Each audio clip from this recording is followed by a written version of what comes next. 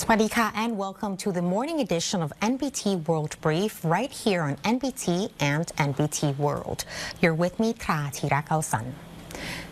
and China have reaffirmed their commitment to expanding strategic cooperation, signing 15 agreements covering future industries, trade and regional security.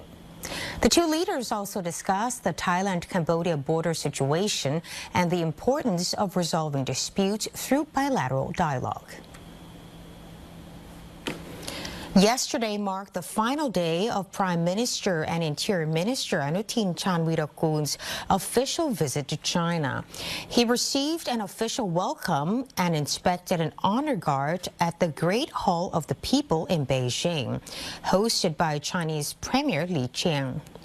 The two leaders agreed to strengthen their comprehensive strategic cooperative partnership by expanding cooperation in infrastructure, advanced technology, artificial intelligence, electric vehicles, security, tourism, trade, and investment, as well as efforts to combat transnational crime. They also witnessed the signing of 15 agreements and memorandums of understanding covering a wide range of sectors.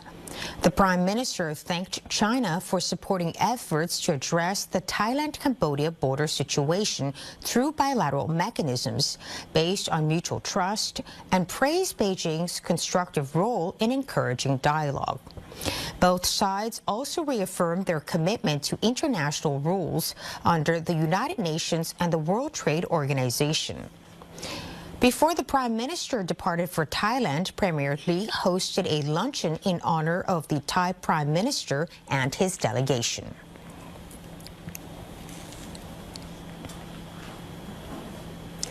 The Deputy Prime Minister and Foreign Minister has welcomed China's offer to help facilitate talks over its border dispute with Cambodia. However, Thailand insists that any lasting solution must come through direct negotiations, while also voicing concern over reports of Chinese tank deliveries to Cambodia amid ongoing border tensions. Deputy Prime Minister and Minister of Foreign Affairs SIHASAK thanked China for offering to facilitate talks between Thailand and Cambodia, saying that Thailand believes Beijing can remain a neutral partner. However, he stressed that any lasting solution must ultimately come through direct negotiations between the two countries. He said border negotiations have become increasingly difficult after Cambodia opted to pursue compulsory conciliation instead of bilateral talks, which Thailand believes are the best way to build mutual trust. Thailand also expressed concern over Cambodian reports of receiving Chinese tanks, while border tensions remain fragile, warning that such publicity could further undermine the atmosphere between the two neighbors. The Deputy Prime Minister also urged China to cooperate in tackling grave businesses and cases involving Chinese infants allegedly being used to obtain Thai nationality, because they've had a significant impact on Thai public sentiment and bilateral relations. ฝ่ายจีนเขาก็อยากจะให้ทั้งสองประเทศนะครับได้คืบหน้าในการแก้ไขความขัดแย้งนะครับมีการฟื้นฟูความสัมพันธ์ฝ่ายไทยเนี่ยเราก็ยืนยันเสมอนะครับว่าเราไม่ได้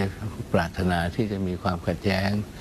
นะครับเราปรารถนาที่จะมีความสัมพันธ์ที่บนพื้นฐานของสันติภาพนะครับความมั่นคงร่วมกัน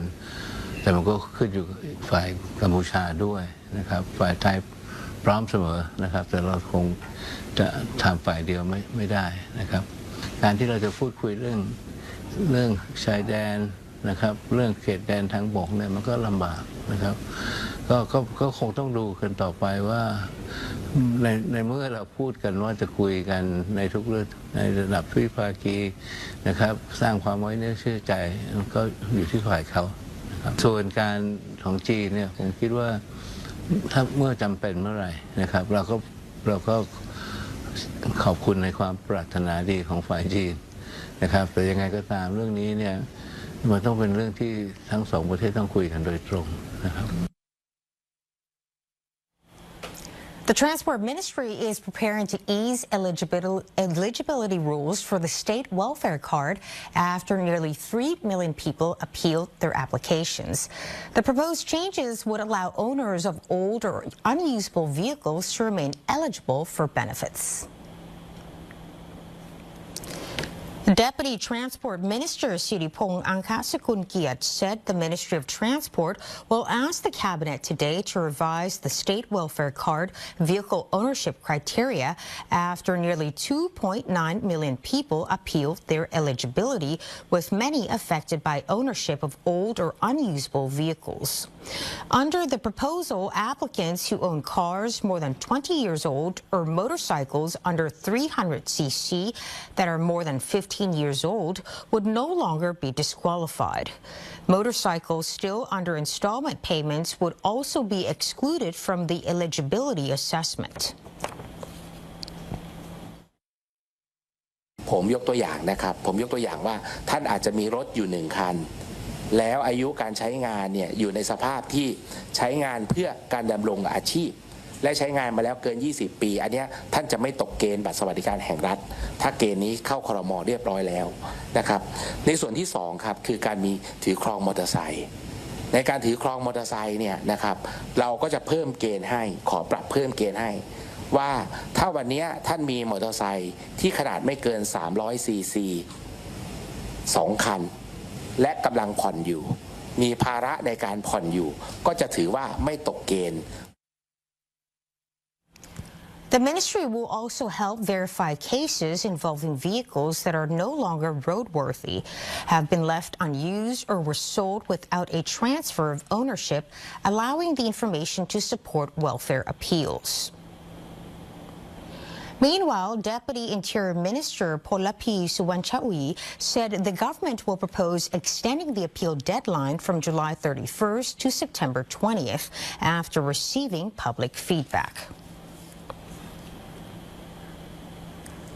The Ministry of Natural Resources and Environment has launched a campaign to reclaim encroached areas at Nui Beach in Phuket. Authorities say the operation reflects the government's commitment to enforcing the law equally and restoring protected land for public use. Minister of Natural Resources and Environment Suchat Chomklin and Deputy Interior Minister Warasit Liang Prasit led more than 200 personnel from forest protection units, police, and local authorities in an operation to demolish illegal structures encroaching on protected forest land at Nui Beach in Phuket. Authorities removed 11 illegal structures after the appeal period expired, following findings that forest areas had been cleared and modified for tourism activities, affecting the public beach area. The protected forest area at Nui Beach has suffered damage from encroachment covering about 15 rai. Another 39 structures previously seized in 2020 and 2024 remain under review by the Administrative Court, with legal procedures to continue. The Minister of Natural Resources and Environment said the government is committed to setting a new standard for law enforcement, stressing that no individuals, businesses, or influential groups are above the law, as natural resources belong to all citizens. The ministry will now focus on restoring Nui Beach as a recreational forest and ecotourism destination, allowing the public to access and benefit from the area sustainably under the government's policy of equal law enforcement.